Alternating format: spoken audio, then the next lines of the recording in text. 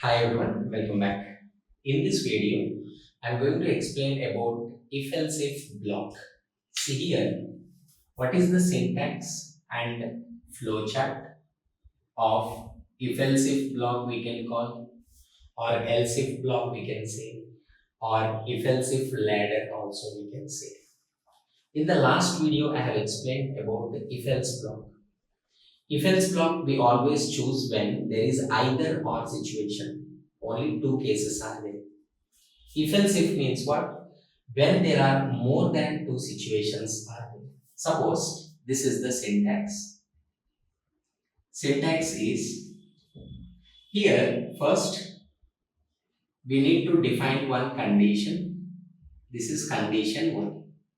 If this condition is valid, then this block gets executed. Statements 1. If this condition is invalid, false, then else if second condition it will check. If second condition is valid, then it will execute second block of statements. Suppose if the second block of statements condition failed, then third condition. Sir, how many conditions we can check like this? There is no limitation. So we keep on writing. That's why we call it as a ladder. If all conditions failed, then last else block execute.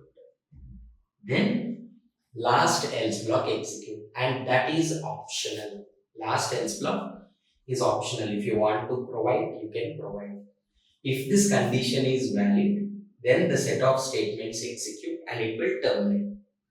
If the first condition is invalid, then only it will go and check the second statement. Okay, how can we write the flow chart? Simply, here it is a flow. Start, we are representing with the oval in a flow chart.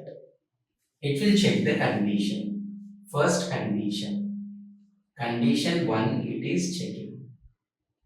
If this first condition is valid, if the first condition is valid, first block of statements execute. Statement 1. And directly it will go to end. Directly it will go to end. If the first condition is failed, then it will go and check the second condition. Condition 2. If the first condition failed, then it will come and check the second condition. If second condition is valid, second block of statements execute. Statement 2. Statement 2. Sir, if second condition is also false, this one, then it will come and check the third condition. Here it is, condition 3. If condition is a true, then here it is a statements 3 execute. If the condition is a false, then statement 4 executes.